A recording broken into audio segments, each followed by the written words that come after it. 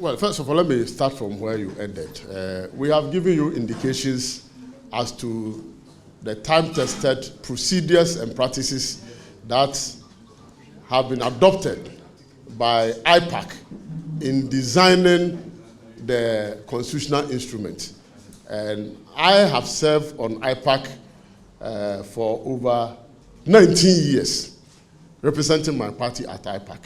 And I know what goes on in IPAC, that any time constitutional instrument is being crafted, political parties are asked to bring representation. In fact, even before the 2016 elections, when the Electoral Commission intended to undertake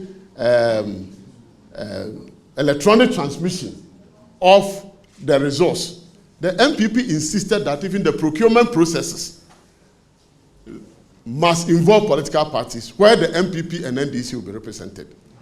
And so for all these years, that is how we've gone about things there. If you have a situation where a constitutional instrument is drafted and you are called to come and deliberate on it, then it means a far departure from what we used to have. Again, when the committee, the EC met a parliamentary committee, the Subsidiary Legislation Committee, at that meeting, there was almost a consensus that the use of Ghana passport and the guarantee system will be part of the processes. The EC left the meeting and the MPP started making pronouncements to the effect that only Ghana card will be the source of identification. And lo and behold, after those statements from MPP top-ranking personnel, the EC came with a press conference to affirm the position of the MPP that the Ghana card will be the only means of identification. It therefore ties into our suspicion that they are in collusion with the MPP. Otherwise, why do you go to Parliament, almost agree on the committee, and the committee is made up of NDC MPP, that these two are critical? And let me also refresh your memory that in 2017, the NIA itself came to Parliament to amend their own law to include guaranteeing that if you are going to acquire the NIA card, the Ghana card, there's a provision that if you don't have the listed sources of identification, guaranteeing by other two people, guaranteeing you to register for the Ghana card is permitted. So even the Ghana card itself, which they are claiming they are going to use as the only source document to get that Ghana card, people can even vouch for you. And between even the Ghana card and the Electoral Commission card, Electoral Commission voter registration identity card, when it is being issued, political parties are present.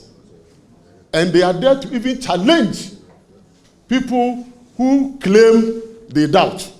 And it goes through an adjudication process for it to be settled. And so for us, even the acquisition of voter ID card under the current regime of the EC is more scrupulous than what people even go through to get a Ghana card. Yeah. Our members of parliament are there to ensure that they make input in the crafting of laws, legislation, and what have you. But this is a political process.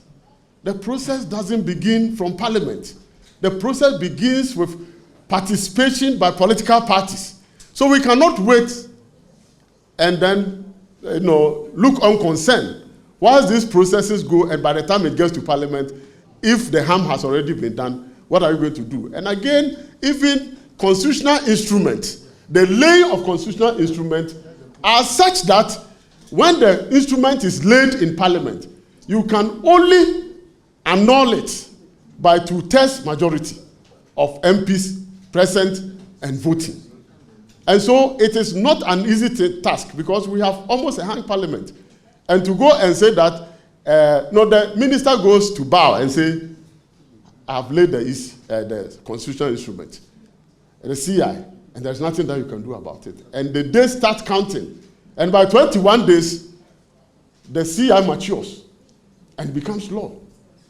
And so what we can do is that the preparatory stages of the CI and the stakeholder engagement where the political parties are called to participate is what matters most, and not wait until the CI is laid before Parliament and then you say you are going to rely on your MPs and you cannot marshal to test majority in Parliament to change anything in the CI. In fact, to be very, to let you know, if you want to even do any correction on a CI or LI that has been put before Parliament, you need to withdraw the same thing, go and do the correction before it is laid again. I have been a local government minister, and in 2011, when we were establishing new district assemblies, I know what we went through. You have to withdraw the legislative instrument, go and do corrections, come and relay, and so on and so forth. So it is not an easy task at all. NIA is a public institution, and our expectation is that NIA must work according to the mandate that they've been given. But you see, during the registration exercise, we went round to monitor the exercise in some part of the country. And I'm happy, my General Secretary is here, our Director of IT and others are here. Even the distribution of the kits for registration was skewed in favor of areas that are considered to be stronghold of the MPP.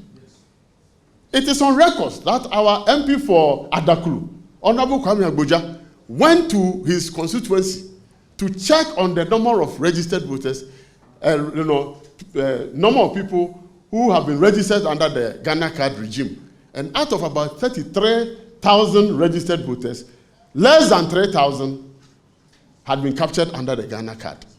And this goes all over in our strongholds, where you go there and they say machines are broken down and this is not working and internet connection is not there.